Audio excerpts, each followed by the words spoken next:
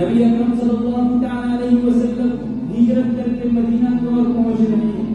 آپ کے ساتھ آپ کا جانثار رفیق سیدنا ابو بکر صدیق جو یار غار ہے، رفیق سفر ہے. عبداللہ ابن سلام اس وقت اسلام نہیں لائے تھے، تورات اور انجیل کے بہت بڑے حافظ تھے. فرماتے ہیں کہ میں نبی اکرم صلی اللہ تعالی علیہ وسلم کے پاس اس لیے گیا تھا کہ میں آپ کے سامنے اختلافات کے انبار لگا دوں گا، میں آپ پر مناظرہ کروں گا، مباحثہ کروں گا، مقابلہ کروں گا. لیکن جو ہی نبی رحمت کی نورانی چہرے پر نظر پڑتی ہے، چیز اٹھتی ہے اور فرماتے ہیں هذا الوجه ليس الوجه الكذاب. خدائے پاک کی قسم، اس ذات کی قسم جس کے قبضے قدرت میں میری جان ہے، خدائے پاک کی قسم، اس ذات اقدس کی قسم جس کی طرف بندگان خدا رجوع کرتے ہیں، یہ چہرہ جھوٹوں کا چہرہ نہیں ہو سکتا.